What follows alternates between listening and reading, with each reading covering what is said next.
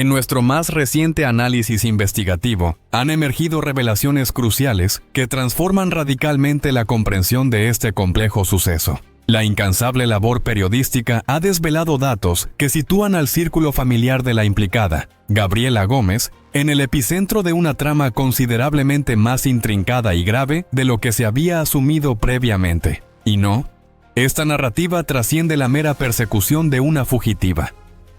Aborda una dimensión mucho mayor, porque mientras usted dedica su atención a este contenido, existe una realidad silenciada, que no ha sido expuesta con la debida claridad.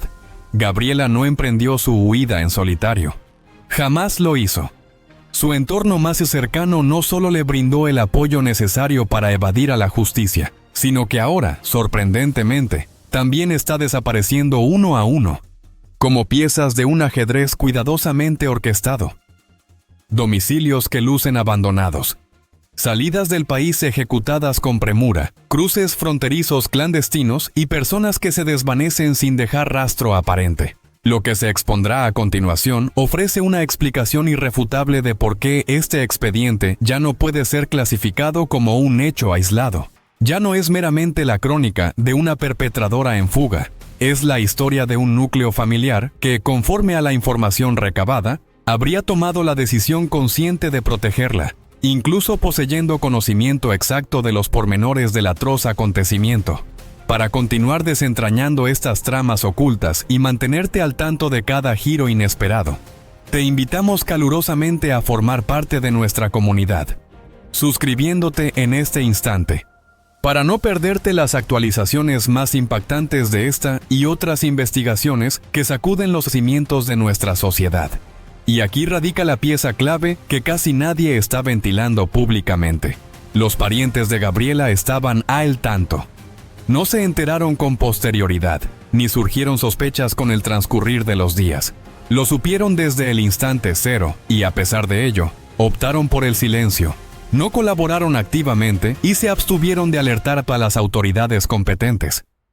Por el contrario, incurrieron en el encubrimiento, propalaron falsedades y en el día de hoy, un número significativo de ellos ya no pueden ser localizados. No porque carecieran de información alguna, sino precisamente porque poseían un conocimiento demasiado comprometedor.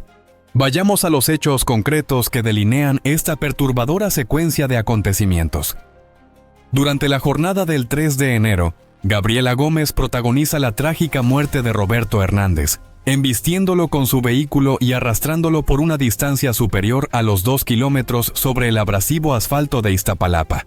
En el transcurso de ese infernal trayecto, múltiples testigos presenciales le vociferan que detenga su marcha, la alertan con desesperación e incluso le ruegan que frene.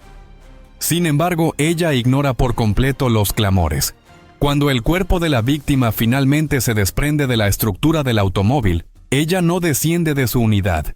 No realiza llamada alguna a los servicios de emergencia ni solicita ayuda. Por el contrario, acelera sin miramientos y emprende la huida.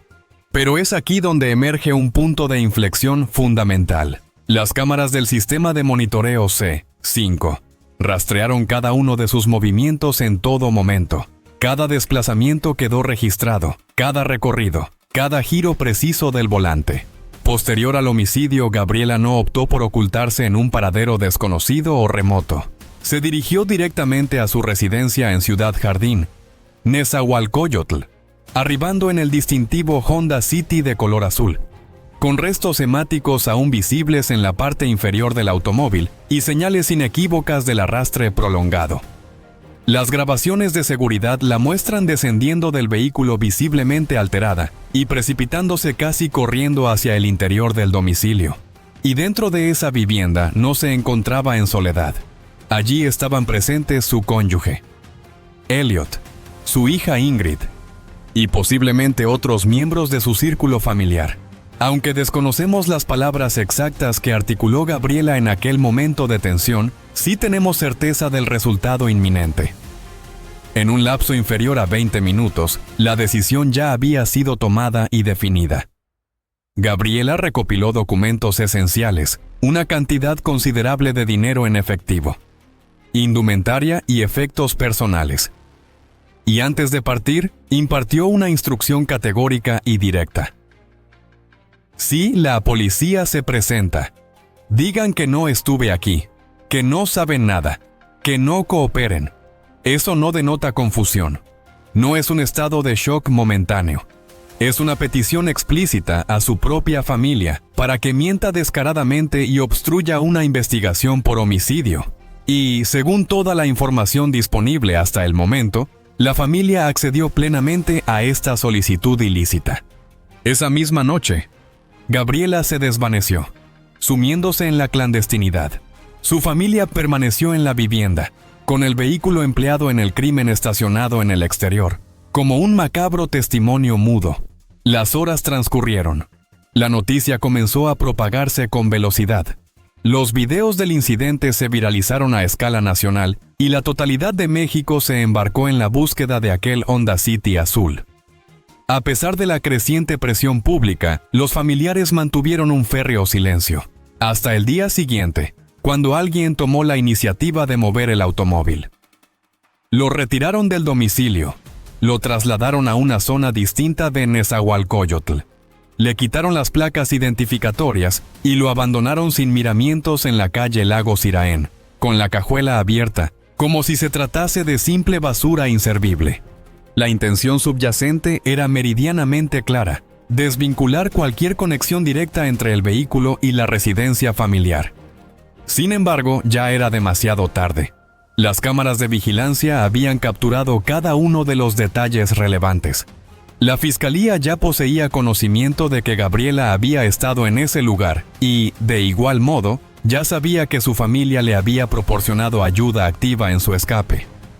A partir de ese punto, la presión institucional comenzó a percibirse de forma contundente y sin ambajes, anunciando el inicio de una fase crítica en la investigación. Los medios de comunicación masiva arribaron al domicilio. Los vecinos del área comenzaron a emitir declaraciones a la prensa y en las plataformas de redes sociales, la ubicación exacta de la residencia empezó a circular con una velocidad vertiginosa, convirtiéndose en un tema de dominio público.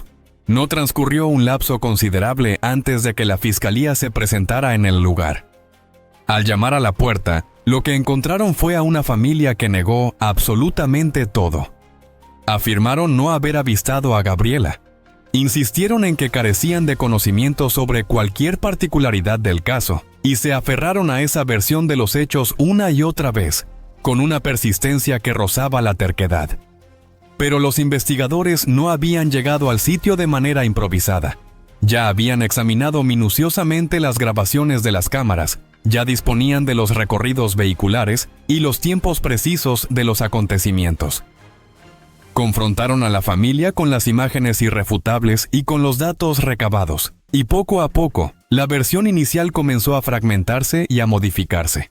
Algunos empezaron a admitir ciertos fragmentos de la historia, reconociendo que, en efecto, Gabriela había estado allí, pero solo por unos breves minutos, que había ingresado con celeridad, que había salido con la misma rapidez y que desconocían su paradero posterior.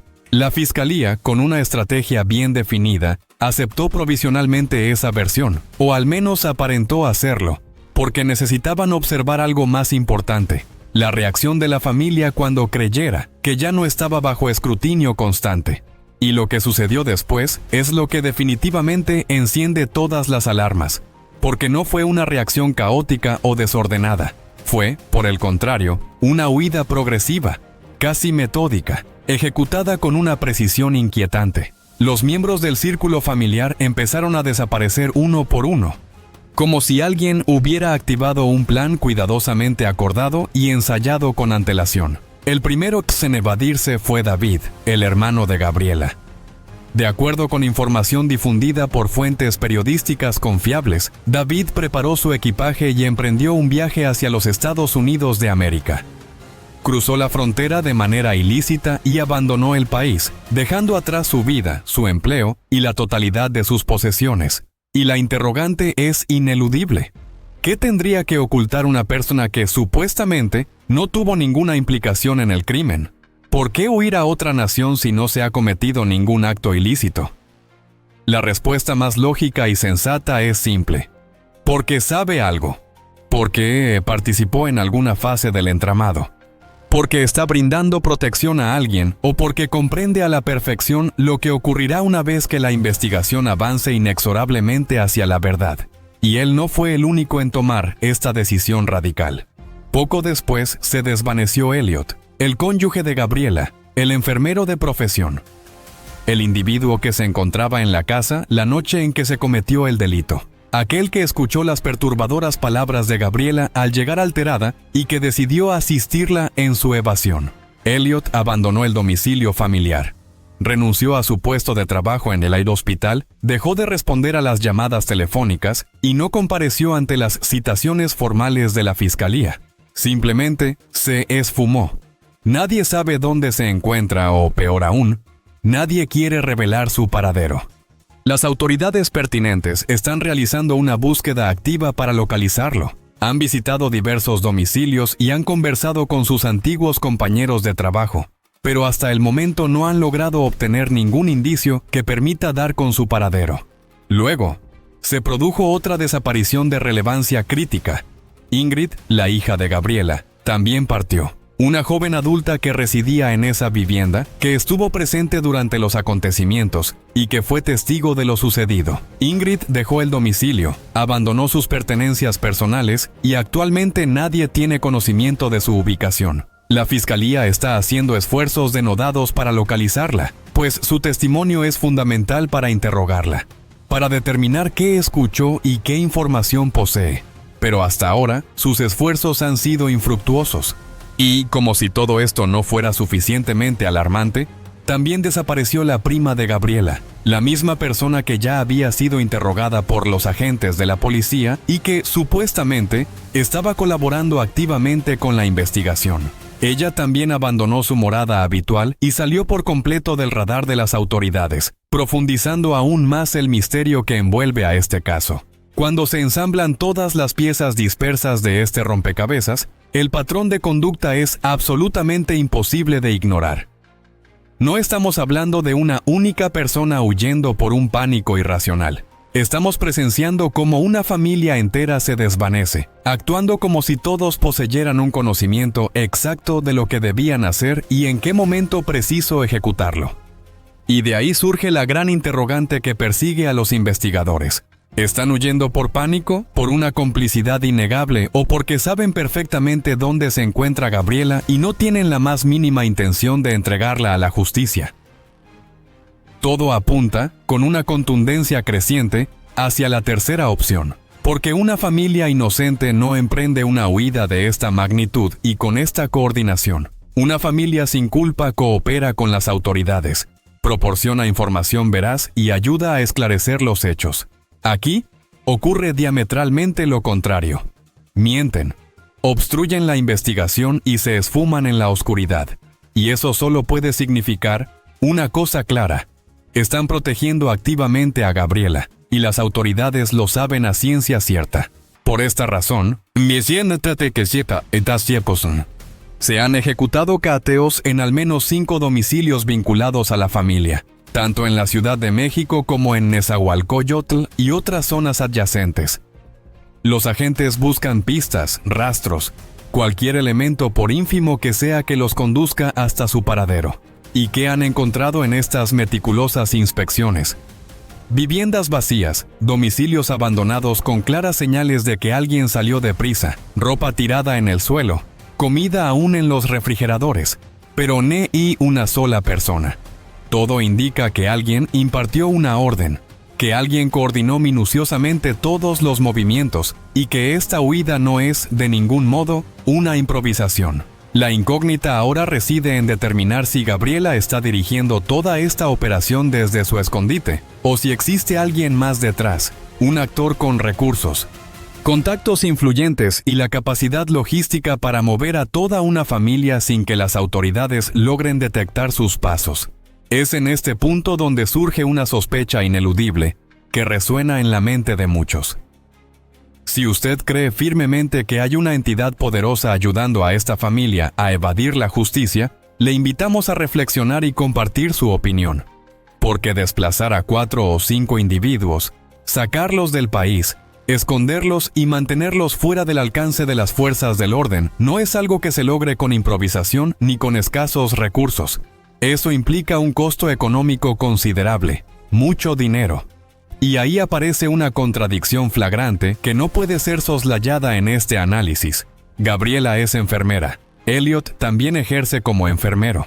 Y no estamos refiriéndonos a personas con fortunas acumuladas ni con ingresos que les permitan financiar una operación de esta envergadura. Entonces, la pregunta es directa y sin rodeos.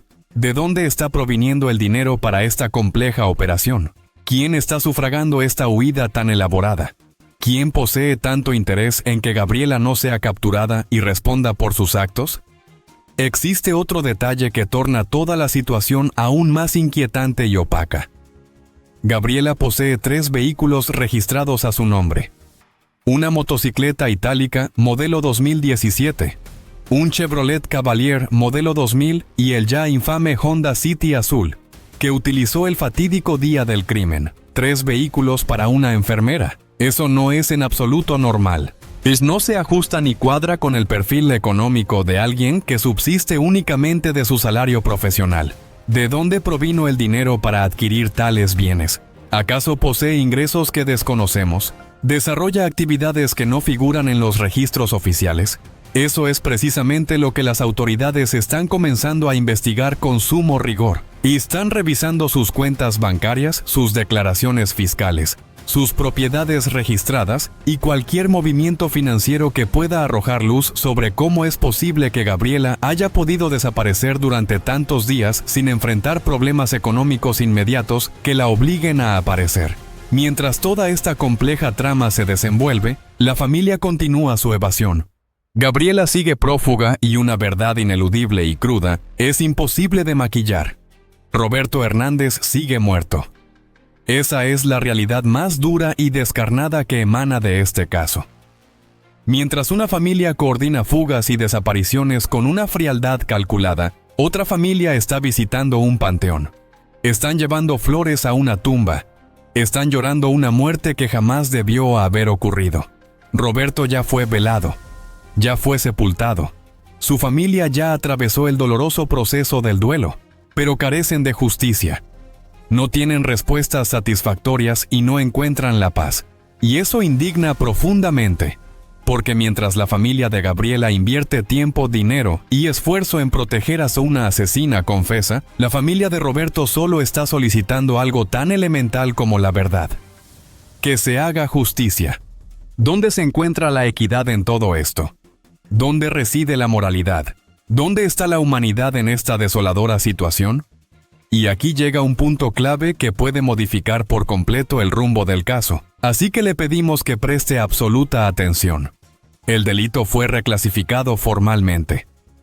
Ya no se está investigando como homicidio culposo. Un mero accidente. Ahora es homicidio calificado, y esa diferencia legal lo cambia absolutamente todo en términos de implicaciones penales. El homicidio culposo ocurre cuando alguien fallece por un accidente, por negligencia, sin una intención directa de causar la muerte. Las penas suelen ser relativamente bajas, oscilando entre 3 y 5 años, e incluso menos con la habilidad de buenos abogados. Pero el homicidio calificado es una categoría diametralmente diferente. Si usted cree, como nosotros, que esta familia terminará pagando cada una de sus acciones, cada mentira y cada acto de encubrimiento, le invitamos a levantar su voz. Porque eso es lo único que mantiene vivo este caso. La esperanza inquebrantable de que haya justicia real, de que nadie se salga con la suya y de que la muerte de Roberto no quede como un número más en una fría estadística criminal. Y aquí es donde usted entra en juego, porque este caso no se sostiene solo, en el silencio.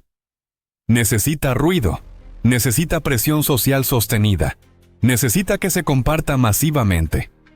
Si dejamos de hablar, si bajamos la guardia, si permitimos que el interés decaiga, este expediente se archivará. Gabriela se perderá para siempre en la impunidad. Su familia quedará indemne y Roberto pasará a ser solo un dato más en la triste lista de víctimas olvidadas. Pero si seguimos señalando, si seguimos exigiendo, si seguimos hablando sin cesar, La justicia termina llegando, a veces tarde, con la lentitud que caracteriza al sistema, pero llega indefectiblemente. Hay algo fundamental que tiene que comprender sobre cómo funciona realmente el sistema judicial en México. Las autoridades pueden salir a declarar públicamente que el caso está avanzando, que tienen a la prófuga ubicada, que es solo cuestión de tiempo para su captura, pero la realidad a menudo es muy distinta. Sin presión social constante, sin indignación pública que se manifieste de forma visible, sin videos circulando y nombres repitiéndose incesantemente en la conversación colectiva, los casos simplemente se enfrían. Y cuando un caso se enfría, los recursos de investigación se desvían hacia otras prioridades, y los culpables comienzan a respirar tranquilos, creyendo que han escapado a su destino. Por eso no podemos permitir que el nombre de Roberto Hernández se borre de la memoria colectiva. No podemos consentir que su historia se diluya en el olvido. Cada comentario, cada vez que comparte este contenido vital, cada mención de este caso, es un mensaje directo e inequívoco a las autoridades. Estamos observando. No vamos a olvidar y no vamos a aceptar la impunidad bajo ninguna circunstancia. Y ese mensaje, lo hemos comprobado en innumerables ocasiones, sí funciona. Casos que parecían completamente cerrados o destinados al olvido, se reactivan con una fuerza inusitada cuando la gente no suelta el tema. Personas que creían haber escapado a la justicia terminan detenidas porque la memoria colectiva no les permitió vivir en paz. La verdad está cada vez más cerca y no habrá escondite para la culpa. Asegúrese de estar al tanto de cada paso de esta implacable búsqueda por la justicia. Suscríbase ahora mismo para no perderse el desenlace de esta historia que lo cambiará todo. Nos vemos muy pronto con más detalles cruciales.